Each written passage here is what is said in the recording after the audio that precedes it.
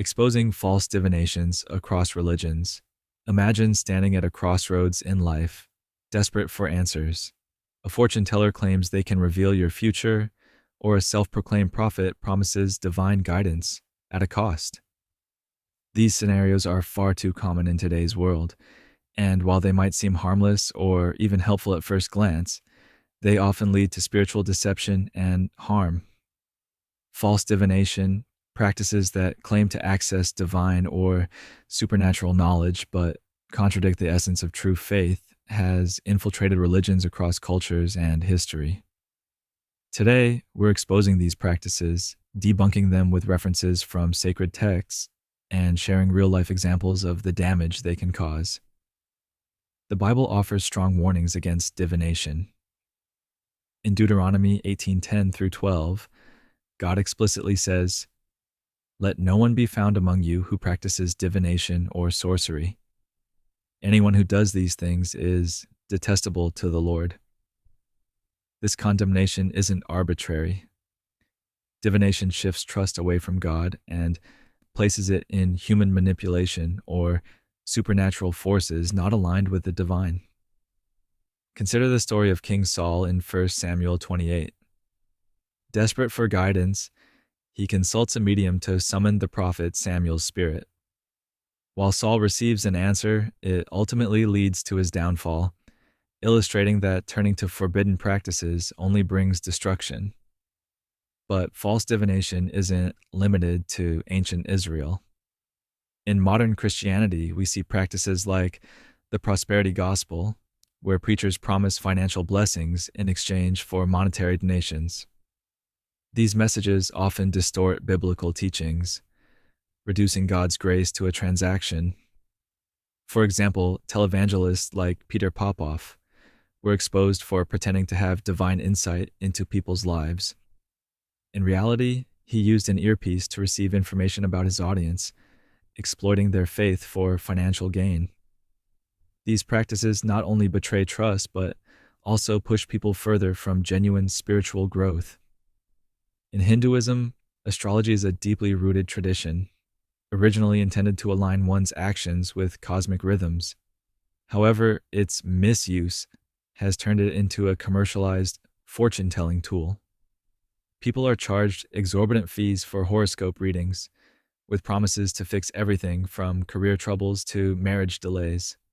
Take the case of a wealthy businessman in India who spent millions on astrological remedies, only to end up bankrupt. Sacred texts like the Bhagavad Gita emphasize surrender to divine will, yet these false practices encourage dependence on external rituals rather than inner spiritual discipline. Similarly, Islam strongly prohibits divination. In Surah Al-Jinn 72:26-27, the Quran states, "Allah alone knows the unseen, nor does he make anyone acquainted with his mysteries." Despite this, some Muslim communities still turn to individuals claiming to communicate with jinn, supernatural beings, for future predictions or solutions to personal problems. In one instance, a family in Indonesia was conned by a spiritual healer who claimed he could break a curse on their business. The result? They lost their life savings. These practices not only violate Islamic teachings, but also exploit vulnerable believers in times of need.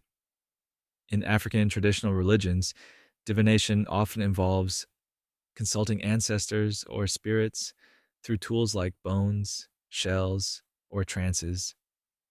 While these practices are part of cultural heritage, their misuse can lead to manipulation.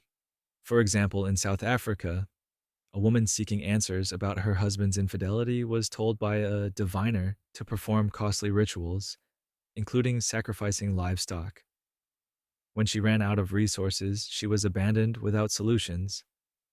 Authentic African spirituality often emphasizes communal well-being and moral responsibility, but false diviners distort this, turning faith into a business.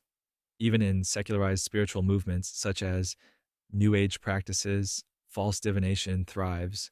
Tarot cards, crystal balls, and psychic readings are marketed as tools for self-discovery, but often prey on people's insecurities. A famous example is Sylvia Browne, a self proclaimed psychic who made bold claims about missing persons and future events. Her predictions were frequently proven false, causing immense pain to grieving families. This illustrates a recurring theme. False divination offers a temporary comfort, but often results in greater harm. So, how can we identify and reject false divination? The key lies in discernment and staying rooted in authentic faith. Sacred texts across religions offer guidance on how to distinguish truth from deception. In Christianity, Jesus warns in Matthew 7:15-16, "Watch out for false prophets. By their fruit you will recognize them." Genuine spiritual practices bear good fruit: peace, wisdom, and alignment with God's will, not fear, exploitation, or confusion. Similarly, in Islam, the Prophet Muhammad emphasized seeking knowledge through prayer and study, rather than shortcuts to the unseen. Real-life examples of people rejecting false divination are inspiring. Consider the story of a young woman who turned to her faith after years of consulting psychics.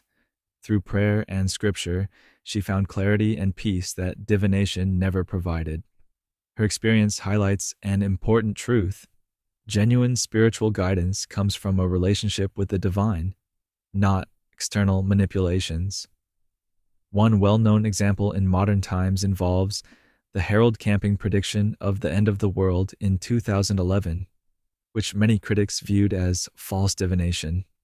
Harold Camping, a Christian radio broadcaster and president of Family Radio, predicted that Judgment Day would occur on May 21st, 2011, followed by the end of the world on October 21st, 2011.